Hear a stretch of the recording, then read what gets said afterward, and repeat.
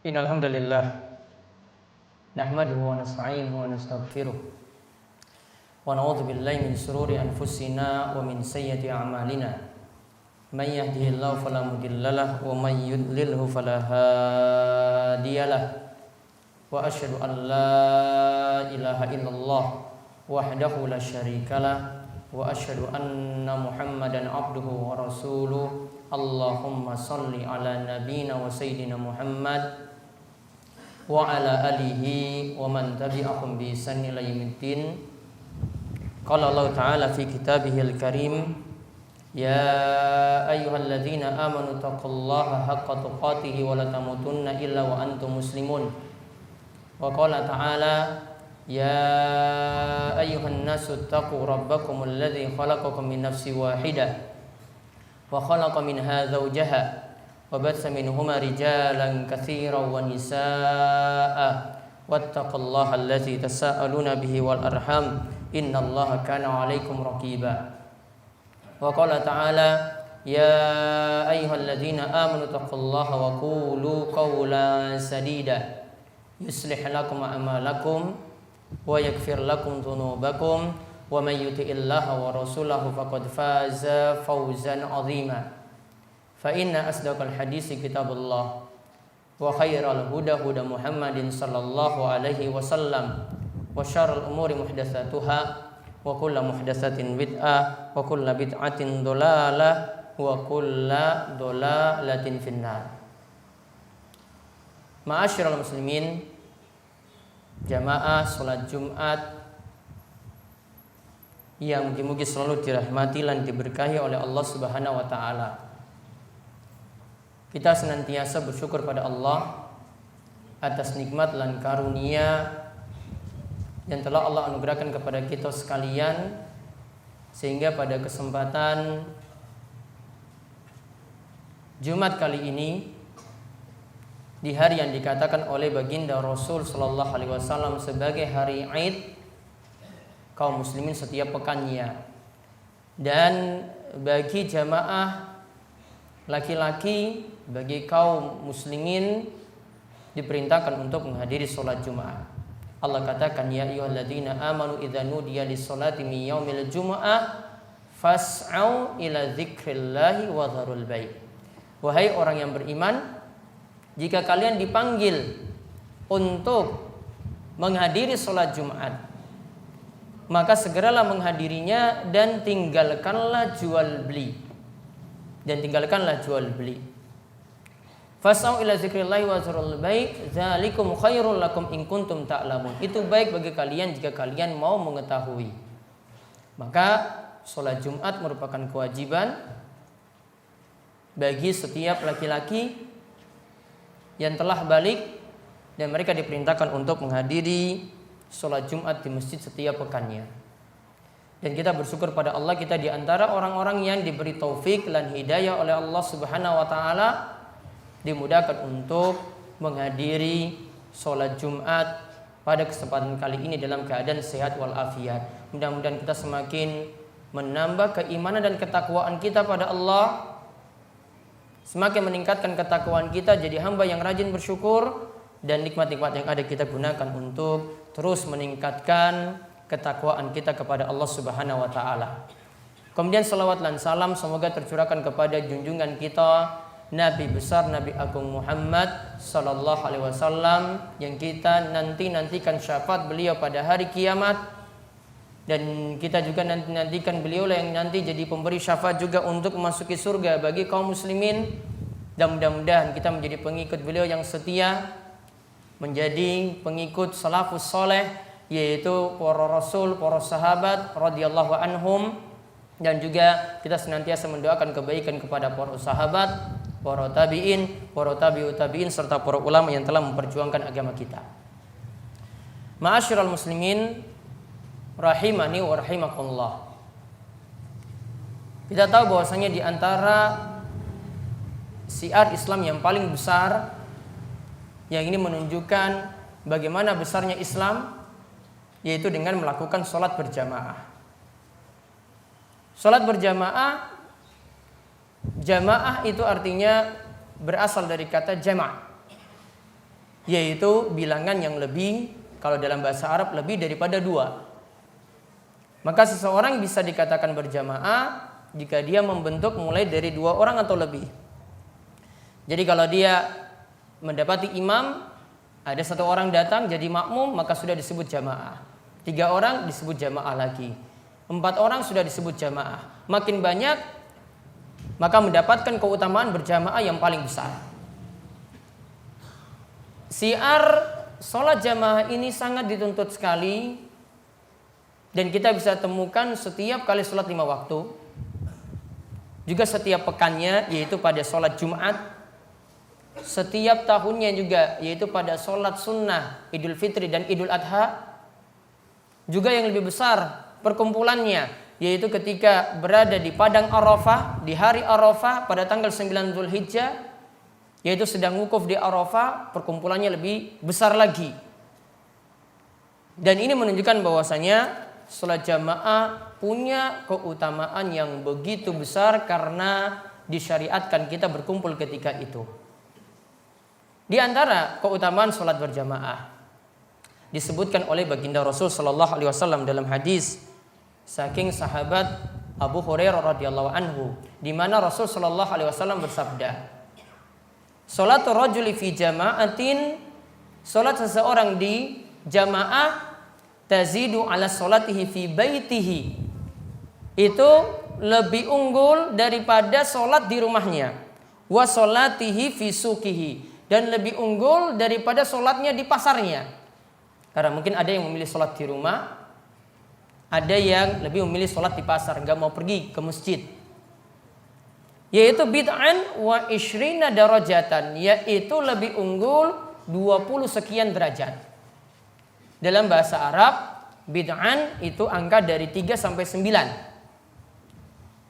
Hadis ini dikuatkan dengan atau dipahami dengan hadis yang lainnya. Disebutkan dalam hadis lain, sholat jamaah lebih utama 27 derajat daripada sholat sendirian.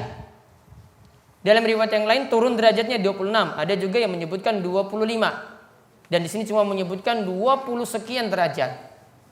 Para ulama katakan derajatnya makin tinggi, lipatannya makin tinggi kalau dilakukan di jamaah yang lebih banyak.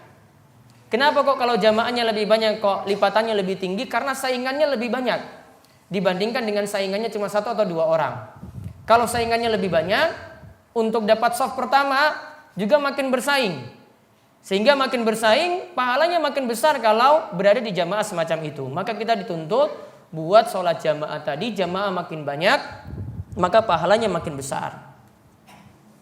Dan ini ada kelanjutan hadis yang lebih panjang yang menunjukkan, satu hadis ini menunjukkan keutamaan yang besar dari sholat berjamaah. Kalau bapak-bapak, para jamaah yang hadir kali ini memilih sholat berjamaah daripada sholat sendirian, dia akan mendapatkan pahala 27 derajat. Dan para ulama telah menyebutkan beberapa manfaat dari sholat jamaah. Coba kita perhatikan manfaat ini yang mungkin jarang kita rasakan. Atau kita sudah sering hadiri jamaah namun kita tidak tahu manfaatnya begitu besar. Atau kita belum mendapatkan, belum terketuk hati kita untuk datang ke masjid untuk sholat jamaah. Mudah-mudahan dengan mengetahui ini kita bisa datang ke masjid untuk merutinkan sholat berjamaah sehingga mendapatkan keutamaan yang besar. Yang pertama, para ulama mengatakan sholat berjamaah manfaatnya adalah orang-orang itu bisa berkumpul pada satu waktu. Dan berkumpulnya pada satu waktu ini berarti menunjukkan kita sudah diatur waktu kita, sudah di-manage waktu kita dengan baik. Jadi sudah kumandang azan, datang ke masjid. Waktu kita diatur dengan baik. Sudah kumandang iqomah, oh berarti tanda kita sudah mulai menegakkan sholat. Kita diajarkan juga dengan manajemen waktu. Maka orang yang biasanya rutin dengan sholat jamaah ini, maka manajemen waktunya lebih baik. Dia tahu, oh sebentar lagi jam 11:30, 11:30. Oh ini sudah mau waktu zuhur. Maka dia hentikan aktivitasnya. Dia manage waktunya. Oh saya harus waktu zuhur nanti saya harus pergi ke masjid. Oh saat jam 3. Ya jam 3 dia juga sudah ancang-ancang waktunya. Oh sebelum jam 3 saya harus sudah rampungkan pekerjaan saya ini. Biar nanti dapat datang ke masjid. Oh jam 6. Sekarang sudah jam 6, sudah mau jam 6. Maka dia sudah rancang lagi waktunya supaya bisa datang ke masjid. Maka orang yang sudah punya rencana-rencana seperti itu, dia punya manajemen waktu yang baik. Maka kalau orang mau belajar manajemen waktu yang baik, maka belajarlah sholat berjamaah.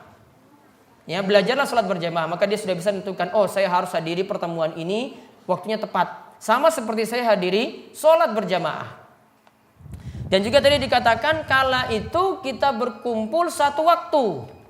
Artinya di sini para jamaah sekalian, di sholat 5 waktu berulang terus setiap waktu saling bertemu, berkumpul satu waktu.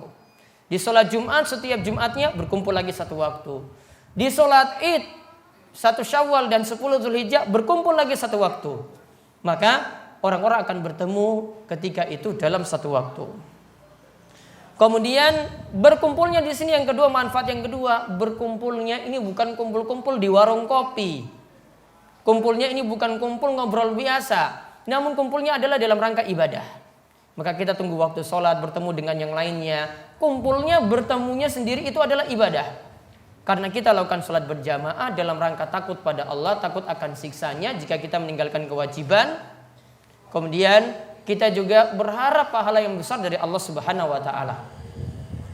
Yang ketiga, manfaatnya lagi akan timbul rasa cinta terhadap sesama. Akan timbul rasa cinta terhadap sesama. Karena kalau jamaah rutin hadir, ada mungkin 5 orang di satu masjid rutin hadir. Satu orang absen, tidak hadir ketika itu, maka yang lain akan tahu, oh bapak ini lagi sakit. Maka akhirnya mereka punya perasaan, oh kita harus datang untuk jenguk karena dia sedang sakit.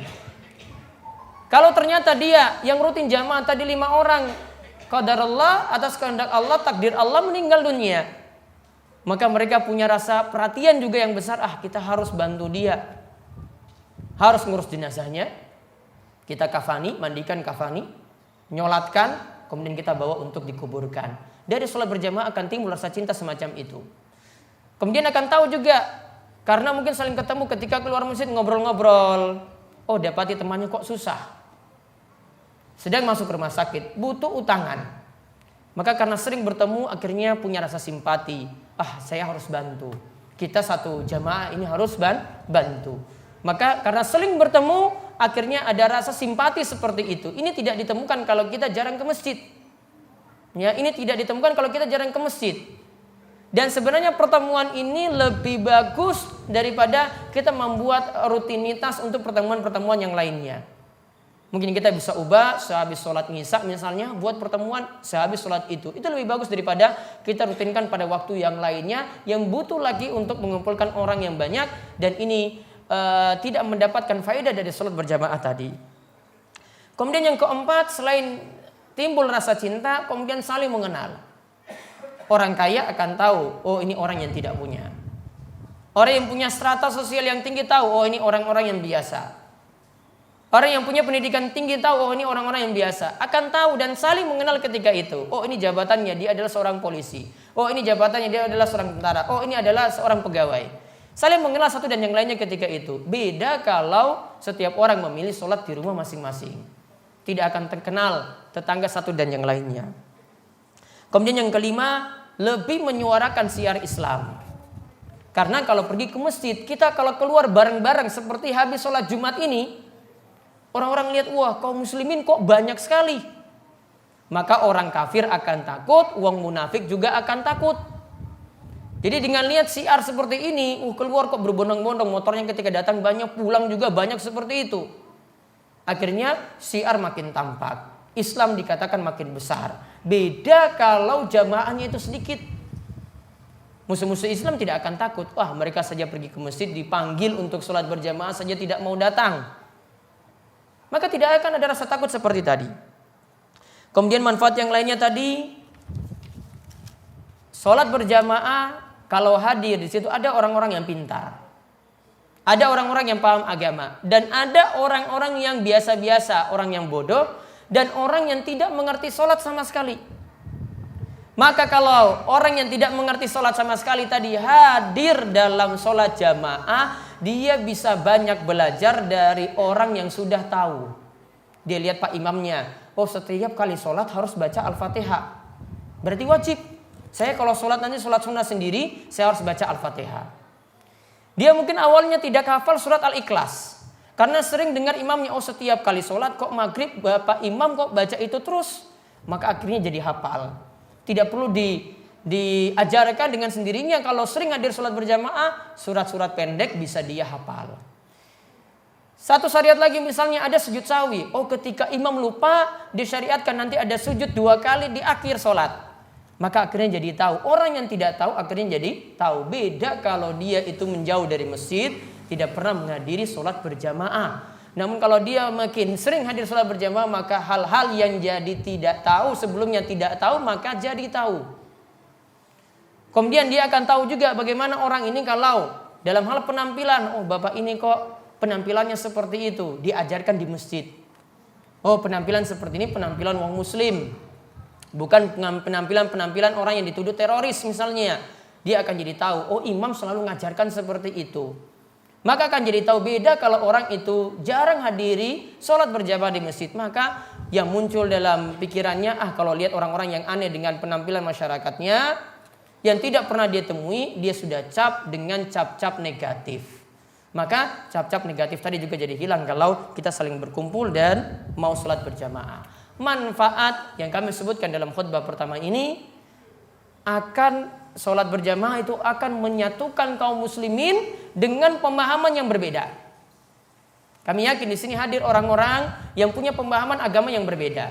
Ada yang punya amalan rutinitas tertentu. Namun kalau sudah panggilan sholat berjamaah, sholat Jumat, hadir bareng-bareng di sini sholat berjamaah. Tidak ada yang pusingkan, wah kamu amalannya apa? Ada yang mungkin di sini melakukan rutinitas kunut subuh misalnya, ada yang tidak. Namun kalau sudah suruh sholat berjamaah Jumat di sini jadi satu, manut pada imam. Kalau disuruh sholat berjamaah maka jadi satu. Tidak mungkin ada yang pusingkan di sini ketika sholat Jumat seperti ini, pusingkan, kamu pemahamannya seperti apa? Saya nggak mau berjamaah di belakangmu. Kalau orang punya pemahaman yang bagus, dia tidak pikirkan seperti itu. Pokoknya saya sholat jamaah harus menyatu. Maka kita diperintahkan dari yang sederhana seperti ini, kita taat pada imam. Imamnya satu, wajib taat pada imam. Gak boleh ada yang mendahului imam, tidak boleh ada yang telat dari imam.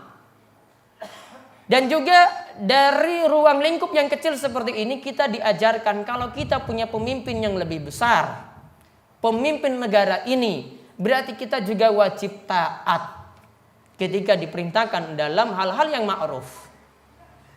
Bahkan kata Nabi SAW, siapa yang tidak taat pada pemimpin, maka dia nanti mati dalam keadaan mati jahiliyah. Kata Nabi SAW, man khala'a yadan min ta'atin laqiyallah yaumil qiyamati la hujjata lahu. Siapa yang lepas tidak mau taat pada pemimpinnya, maka pada hari kiamat dia bertemu dengan Allah, tidak ada orang-orang yang mendukungnya. Wa man mata wa laysa fi unuqihi bai'atun. Siapa yang mati dalam keadaan tidak berbaiat pada pemimpin, tidak mau taat pada pemimpinnya, mata mitatan jahiliyah, maka dia mati dalam keadaan mati jahiliyah. Apa yang dimaksudkan dengan mati jahiliyah di sini? Ini di sini bukan maksudnya mati kafir, bukan. Namun kata para ulama, orang-orang jahiliyah dulu sebelum Nabi SAW itu datang, mereka itu ingin bebas. Tidak mau ada pemimpin. Lampu merah mau ada atau tidak, pokoknya kami ingin bebas. Ada peraturan atau tidak, pokoknya kami ingin bebas. Ketika Islam datang bawa aturan, kalian harus taat pemimpin. Berarti kalau tidak taat pada pemimpin, matinya seperti keadaan orang jahiliyah dahulu yang tidak punya pemimpin. Maka kita lihat beberapa manfaat di sini. Mudah-mudahan kita bisa merenungkannya dan kita jadi orang-orang yang semangat untuk datang ke masjid untuk melakukan sholat berjamaah. Aku qouli hadza wa astaghfirullah li wa lakum wa lisa'il muslimin innahu huwas samiul alim.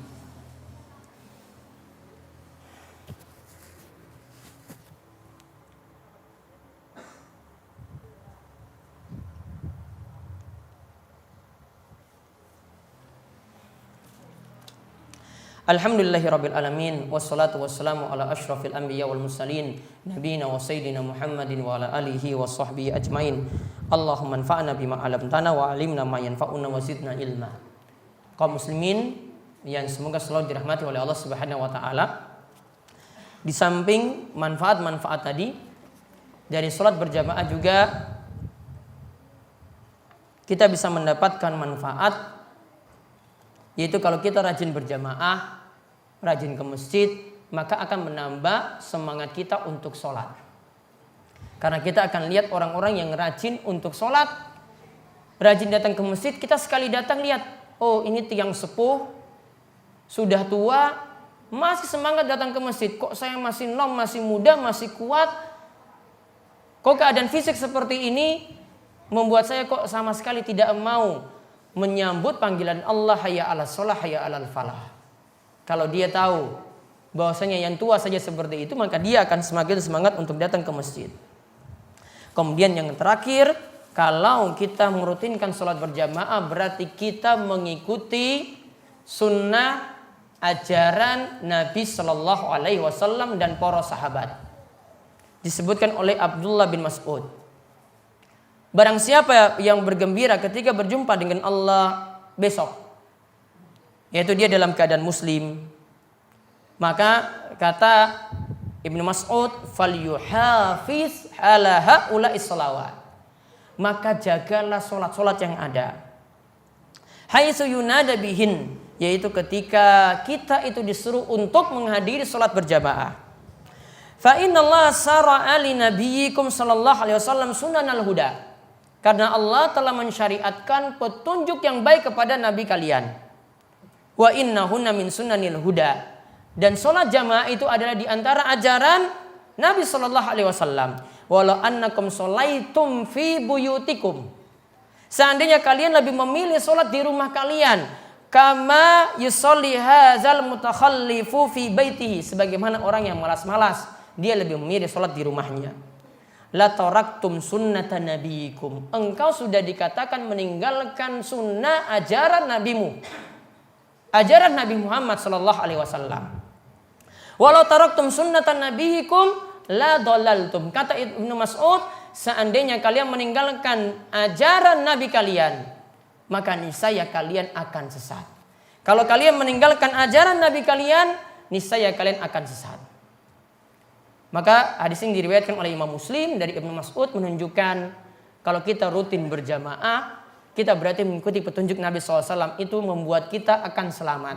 Namun kalau kita meninggalkan sholat berjamaah, maka kita cuma disebut sebagai orang-orang yang sesat, orang-orang yang tidak mau mengindahkan tuntunan Nabi kita Muhammad sallallahu alaihi wasallam. Kita berdoa pada Allah, mungkin Allah memberikan kita taufik dan hidayah, kita menjadi orang-orang yang bisa merutinkan salat berjamaah, bisa rutin menjaga salat-salat kita dan semakin sadar untuk berkumpul bersatu dengan kaum muslimin yang lainnya, menghidupkan masjid-masjid kita, dan mudah-mudahan senantiasa mendapatkan petunjuk dan keberkahan dari Allah Subhanahu wa taala. Di hari Jumat yang penuh barokah ini, marilah kita memperbanyak sholawat kepada Nabi SAW. Karena di hari Jumat kita dianjurkan untuk banyak sholawat. Siapa yang memperbanyak sholawat kepada Nabi sekali, maka Allah akan membalas sholawatnya sebanyak 10 kali. Innallaha wa malaikatahu yusholluna ala nabi. Ya ayyuhalladzina amanu sallu alaihi wa sallimu taslima. Allahumma salli ala Muhammad wa ala ali Muhammad kama shallaita ala Ibrahim wa ala ali Ibrahim innaka Hamidum Majid. Allahumma barik ala Muhammad wa ala ali Muhammad kama barakta ala Ibrahim wa ala ali Ibrahim innaka Hamidum Majid. Marilah kita memanjatkan doa pada Allah. Moga-moga di hari Jumat yang penuh barokah, di salah satu waktu yang ada di hari Jumat juga Allah memperkenankan doa kita. Mudah-mudahan doa kita diijabahi oleh Allah Subhanahu wa taala. Allahumma ighfir lil muslimina wal muslimat wal mu'minina wal mu'minat al ahya'i minhum wal amwat innaka sami'un qaribun mujibud da'wat. Allahumma inna nas'aluka minal khairi kulli ajili wa ajili ma alimtu minhu wa ma lam na'lam wa na'udzubika min syarri kulli ajili wa ajili ma alimna minhu wa ma lam na'lam wa nas'aluka min khairi ma sa'alaka minhu abduka wa nabiyyuka Muhammad sallallahu alaihi wasallam wa na'udzubika masta'aza minhu nabiyyuka wa rasuluk Muhammadin sallallahu alaihi wasallam. Allahumma inna nas'alukal jannah wa ma qarraba ilaiha min qaulin wa amal, wa na'udzubika minan nari wa ma qarraba ilaiha min qaulin wa amal, wa nas'aluka an taj'ala kulla qada'in qadaitahu li khaira. Allahumma alif baina qulubina wa aslih dhata bainina wahdina subulas salam wa najina minadh dhulumatil wan nur wa jannibna al fawahisha ma dhahara minha wa ma batan waj'alna syakirina lin ni'amika musannina bi 'alaika qabilina laha wa timmaha 'alaina. Rabbana hab lana min azwajina wa dzurriyyatina qurrata a'yun waj'alna lil muttaqina imama. Ya Allah ya Rabb kami, ampunilah segala dosa-dosa kami, ampunilah segala dosa kedua orang tua kami dan juga dosa orang-orang yang telah meninggal dunia mendahului kami. Ya Allah, tinggikanlah derajat kami di surga. Ya Allah, masukkanlah kami ke dalam surga dan jauhkanlah kami dari siksa neraka. Ya Allah, berikanlah kami kebaikan, seluruh kebaikan yang disegerakan maupun yang tertunda. Ya Allah, jauhkanlah kami dari segala keburukan yang disegerakan maupun yang ditunda. Ya Allah, berikanlah kami kepada kami kebaikan sebagaimana yang diberikan kepada NabiMu Muhammad sallallahu alaihi wasallam, dan jauhkanlah kami dari kejelekan sebagaimana yang dimintai perlindungan dari NabiMu Nabi Muhammad sallallahu alaihi wasallam. Ya Allah, berikanlah keberkahan kepada kami, berikanlah keberkahan kepada Panggang, berikanlah keberkahan kepada Gunung Kidul, berikanlah keberkahan berupa hujan yang penuh dengan keberkahan. Allahumma agisna, Allahumma agisna, Allahumma agisna. Ya Allah, berikanlah hujan yang penuh berkah yang dapat menyuburkan tanaman-tanaman kami, yang dapat memberikan keberkahan kepada ternak-ternak kami. Rabbana atina fid dunya hasanah wa fil akhirati hasanah wa qina adzabannar. Rabbana atina fid dunya hasanah wa fil akhirati hasanah wa qina adzabannar. Wa sallallahu ala nabiyyina Muhammadin wa ala alihi wa sahbihi ajmain walhamdulillahi rabbil alamin.